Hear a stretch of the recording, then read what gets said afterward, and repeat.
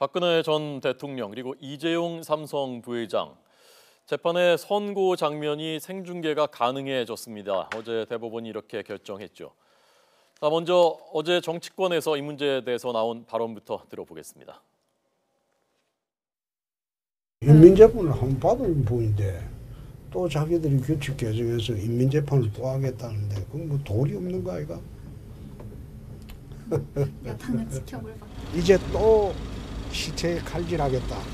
좀 잔인하다는 생각이 듭니다. 재판 전 과정을 중계하는 것이 아니라 판결 선고만을 공개하는 것인데도 자유한국당이 여론재판, 인민재판 운운하는 것은 명백한 사실 왜곡입니다. 국민의 알 권리를 보장함과 동시에 법원의 문턱을 낮춘 의미 있는 결정이라 판단됩니다. 대법원의 생중계 결정이 어떠한 경우에도 피고인 등의 인권 침해가 있어서는 안 될 것입니다. 오늘 뉴스인에서 2명의 법률가를 초대했습니다. 먼저 찬성하는 입장입니다. 조대진 변호사 나와 있고요. 반대하는 입장입니다. 이경환 변호사 나와 있습니다. 두 분 어서 오십시오. 안녕하세요. 자, 우선 두 분 먼저 왜 찬성하고 반대하시는지 먼저 찬성 쪽 입장부터 들어보겠습니다. 일단 이 부분이 되게 미묘하고 중요한 부분인 것은 맞습니다. 아까 말씀 주신 대로 국민의 알 권리하고 당사자의 인격권이 충돌하는 부분이기 때문에 섣불리 판단해서는 안 되는데요.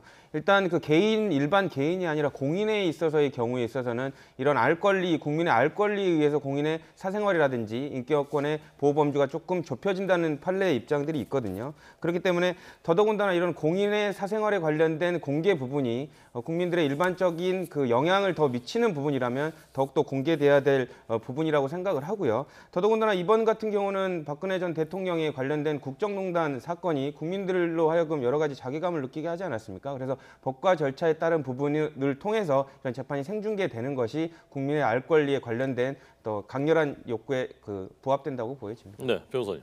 예, 알 권리나 공공성 얘기를 많이 하는데요.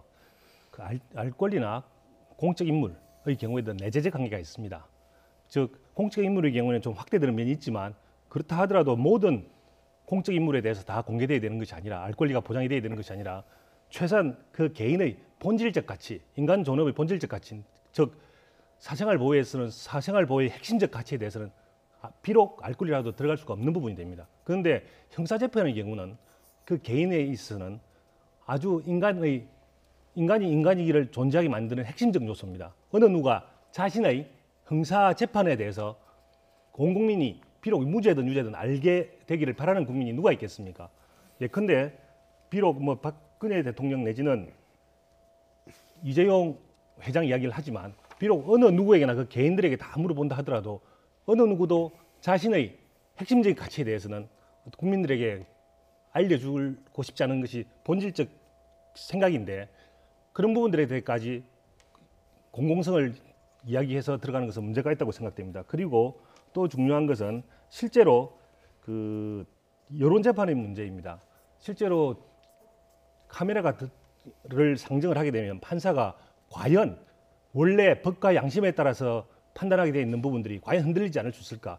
비록 선고만이라고 이야기하지만 그 선고 부분을 염두에 두고 선고라고 하는 것은 혹시 아실지 모르겠지만은 결과적으로 그 이전의 변론 과정에 나왔던 모든 과정을 축약하는 모든 과정입니다. 그리고 과정은 오히려 어떻게 보면 더 중요하다고 볼 수 있는데 왜냐하면 변론 과정에서는 변호인들이 이야기하는 피고인들의 유리한 이야기들을 다 생략을 하고 결론만을 이야기하게 됩니다. 예컨대 유죄 판결이 나게 되면 유죄 판결 결과와 거기에 따르는 검사의 주장만을 대부분 인용을 해서 비록 판사가 엄청난 고민 끝에 양 대립되는 주장 중에 엄청난 고민 끝에 판결을 내렸다 하더라도 변호인의 주장은 모두 생각이 되고 검사의 주장만 강조하는 측면에서 판결이 나기 때문에 오히려 더 중요하다고 볼 수 있습니다. 즉 피고인의 방어권이 전혀 보장이 될 수가 없는 것이죠. 그래서 그렇기 때문에 선고만을 방송한다는 자체가 오히려 더 문제가 될 수 있다는 것이고요. 예, 알겠습니다. 일단 거기까지 듣고요. 예. 자, 크게 봐서 두 가지 논점인 인간 존엄성의 본질에 대한 부분이다. 그다음에 그 여론재판 판사들이 영향 안 받겠느냐. 우선 그 여론재판 부분부터 반론 듣겠습니다.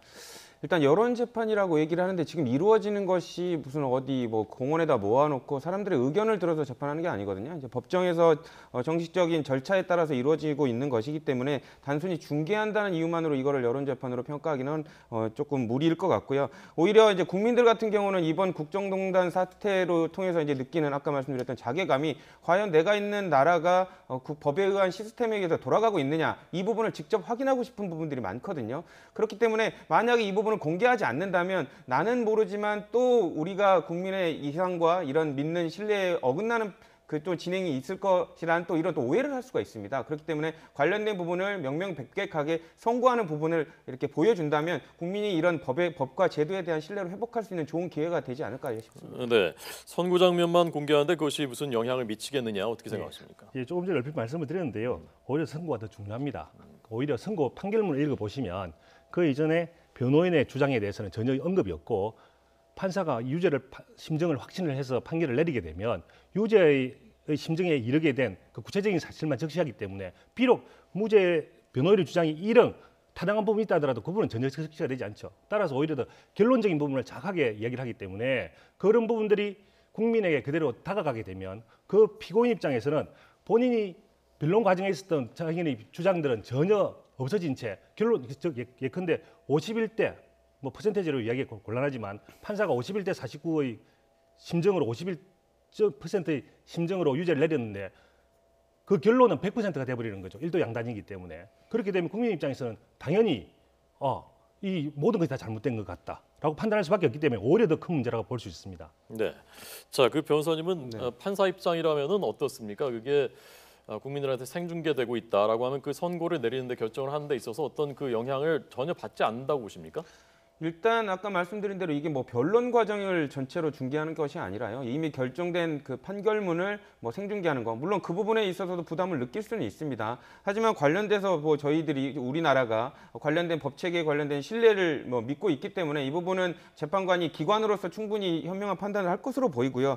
그리고 지금 이 중계를 반대하는 입장에서는 인격권에 대한 중대한 침해가 있을 것이라고 걱정하는 부분이 있습니다. 근데 제 개인적인 생각으로는 인격권에 관련된 중대한 침해가 벌어지진 않을 것이라고 생각되는데 왜냐하면 사실상 재판부가 판결문에 담을 내용은 박근혜 전 대통령의 사생활에 관련된 부분이 주가 되는 것이 아니라 국정농단에 관련된 그 위법 사실에 관련된 판단만 주가 될 것이기 때문에 이 부분이 사람으로서 인간으로서 사회 구성원으로서의 개인의 박근혜 전 대통령에 관련된 부분을 내밀한 영역까지 건드리는 것은 아니라고 봐야 된다. 저는 이런 입장입니다. 네, 자, 조금 전 조 변호사님 말씀하신 이 사회 전체 경종을 울리는 의미가 있다. 이 재판을 중계하는 것이 선고 장면을 중계하는 것이 공익적인 효과가 있다라는 부분에 대해서 어떤 입장이십니까? 일단 그 공익적인 효과에 대해서는 이해를 하지만 그 공익적인 효과에 대해서 알 권리에 대해서는 이미 수사 과정이나 재판 과정에서 신문 보도를 통해서 충분히 보장이 되어 있고요. 실제로 꼭 생중계가 아니라 하더라도 이미 기자들이 들어가서 그 결론에 대해서 다 밝히고 있기 때문에 그 과정은 무슨 이야기냐면 실제로 이 재판 제도가 하루아침에 이루어진 것이 아니라 우리나라만 해도 벌써 일제시대 이후로 거의 근 100년 동안 이 재판 선고 공개에 대해서는 전혀 이야기가 없다. 갑자기 이 시점에 이루어진 부분들. 그렇다면 그 이전에는 알 권리는 어떻게 됐느냐 이런 문제가 있을 수가 있고요. 그거는 그 과거에 알 권리들이 충분히 보장돼 왔다라는 전제하에서 이루어진 거고요. 그 과정은 무엇이냐? 과연 수사에서부터 얼굴 다 공개되고 그때부터 많은 부분들이 공개되고 오로지 재판 과정에 대해서만 당사자의 방어권을 위해서 개인적인 내밀한 부분이기 때문에 보장돼 왔던 것을 굳이 선고 부분을 굳이 공개한다는 자체가 의심스러운 영역이 있는 것이죠. 네. 그 한 가지 조금 이제 정리해야 될 부분이 짚고 넘어가야 될 부분이 지금 아까 변호사님께서 말씀 주신 것처럼 마치 박근혜 전 대통령에 관련된 중계를 하기 위해서 서둘러서 개정한 거 아니냐라는 뭐 오해들이 있을 수 있는데요. 사실상 지금 논란이 됐지만 상고심의 생중계는 이미 지금 진행되고 있습니다. 공개를 하고 있고요. 그리고 또한 지금 1, 2심에 관련된 선고에 관련돼서 생중계를 하는 이 논의도 지금 이제 와서 논의가 된 게 아니라 2012년부터 쭉 있어 왔던 사실입니다. 그렇기 때문에 이런 부분을 박근혜 전 대통령에 관련된 부분, 이재용 부회장에 관련된 부분을 선고를 국민의 알 권리만을 위해서 충족시키기 위해서 급히 이루어진 것은 아니라는 부분을 좀 짚고 넘어가야 될 것 같습니다. 네, 박근혜 전 대통령 재판이 1심 선고가 이르면 10월 가능성이 거론되고요. 자, 그다음에 이재용 부회장의 선고는 이르면 8월 다음 달이면 선고가 가능하고 그래서 이 두 사건에 대해서 이것을 염두에 두어서 결정한 것이냐. 그런데 지금 그 조 변호사님은 그런 것이 아니라 이미 전부터 논의가 되어 왔던 것이다라는 것인데, 그래서 일각에서는 자 그렇다면 이런 것이 논쟁이 된다면은 소급 적용을 피한다는 의미에서 이건 빼자라는 주장도 있다고 하는데 그 부분은 어떻게 생각하십니까? 물론 그 아까 말씀드린 대로 지금 이번에 개정되면 뭐 박근혜 전 대통령을 뭐 겨냥한 거 아니냐 이런 오해는 생길 수가 있습니다. 하지만 아까 말씀드린 대로 이게 되게 중요한 사안 아닙니까? 일반적인 공인도 아니고 뭐 한 나라에 관련된 한 국가에 관련된 시스템의 자체의 신뢰를 무너뜨려 버린 중요한 사건. 그리고 국민들이 알 권리 어느 때보다도 그 알 권리가 그 범위 욕구가 확장돼야 되는 사건이기 때문에 굳이 이런 부분을 아까 인격권에 관련된 범주에서 축소할 게 아니라 알 권리에 관련된 부분을 더 보장한다는 차원에서 첫 번째 계기로 삼아야 되지 않나 이런 생각이 듭니다. 네. 예, 알 권리에 대해서는 이미 대부분 다 보장이 돼 있고요. 계속 얘기를 하다시피 선고만 한다는 거 아니겠습니까? 그 알 권리는 별거 없다는 이야기인데 사실은 별거 있다고 저는 주장을 하고 있지만 뭐 그런 입장이라면 당연히 이번에도 선고 중개를 할 필요가 없게 되는 것이지요. 오히려 지금 이 시점에 하는 것은 2012년도 논의되어 왔는데 왜 해프림 이때 그 결론을 내리느냐 이런 부분에 대한 문제는 분명히 있는 것이죠. 작년 하반기부터 시작되었던 촛불 전국의 영속화, 거기에 따르는 정치권이 일부 이를 이용하려는 정치권이 이것을 가지고 계속적으로 유리한 정국을 끌어가겠다. 만약에 그런 의도가 없다면 왜 그런 말도 있지 않습니까?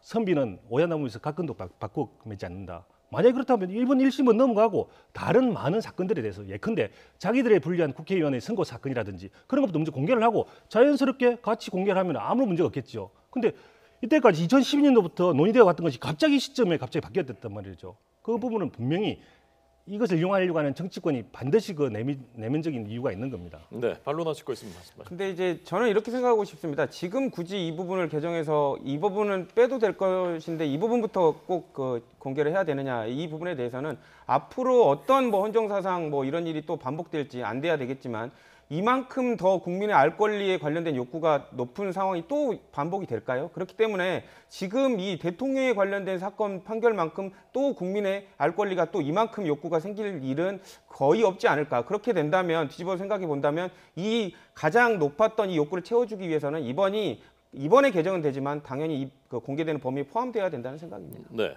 어떻게 되는 겁니까? 그 피고인의 얼굴은 공개 안 되는 겁니까? 이번에 그 어떻게 결정이 된 거죠? 아직 확정은 되지는 않았고요.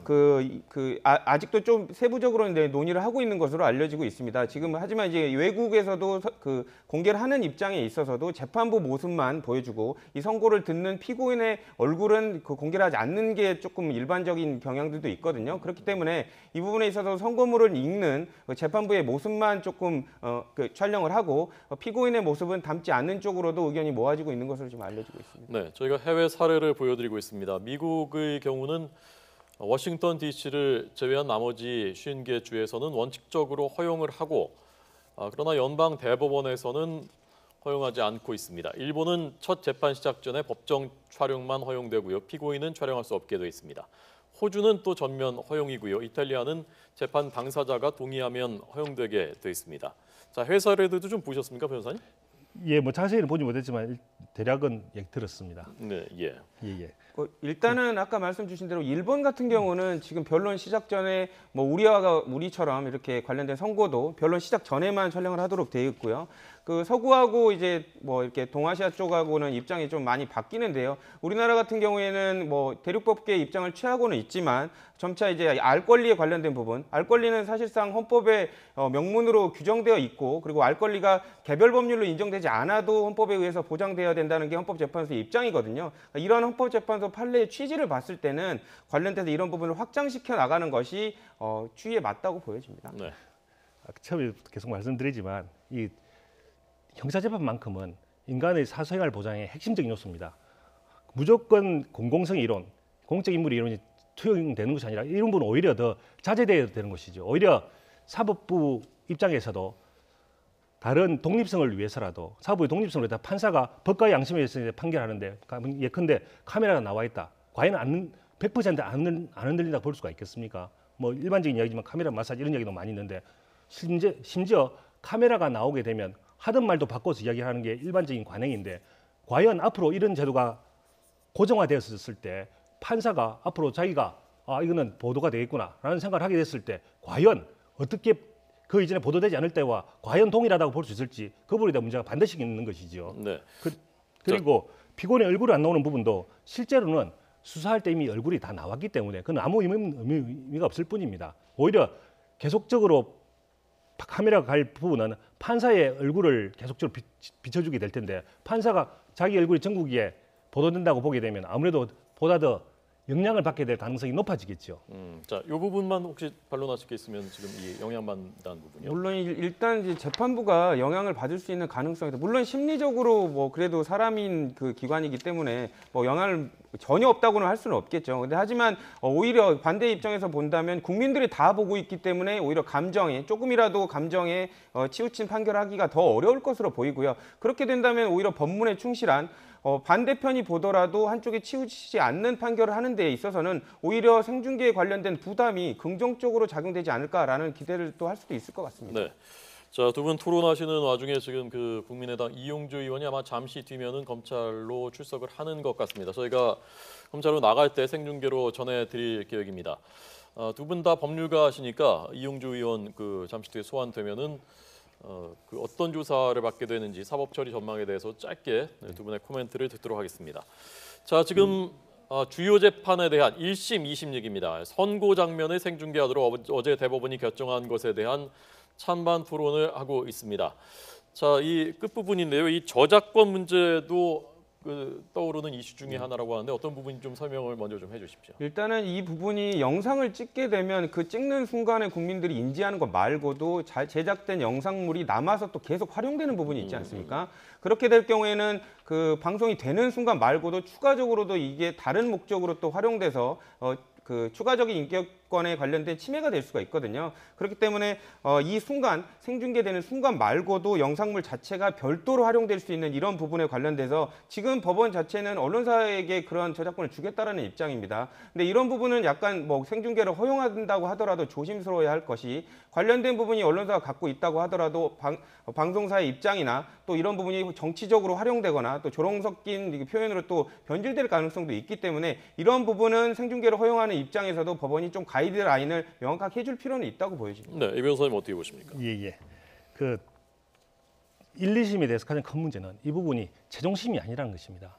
만약에 그것이 2심이나 3심 최종심에서 번복이 되었을 때 이미 당사자에게는 회복할 수 없는 손해가 발생이 됐다는 것이죠. 그런 차원에서 이때까지는 3심에 대해서만 중계를 허용하다가 이때까지 1, 2심을 허용하지 않았다는 것 아니겠습니까? 근데 현재는 1, 2심까지 방송을 했는데 만약에 다시 나중에 바뀌게 된다면 이미 손해는 발생했는 상태고 아무리 나중에 어떤 다른 조치를 통해서 문제가 된다 하더라도 이미 방송이라는 것처럼 그 파급력은 이미 전 세계적인 효과 아니겠습니까? 과연 거기에 대해서 똑같은 회복을 할 수 있을지 그건 불가능한 이야기라고 볼 수가 없습니다. 네.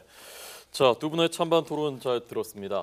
결정은 이미 사실 어제 대법원에서 내려졌고요. 이용주 의원은 아직 출석하지 않고 있습니다. 현장 연계돼 있으면 잠깐 한번 현장 상황 볼까요?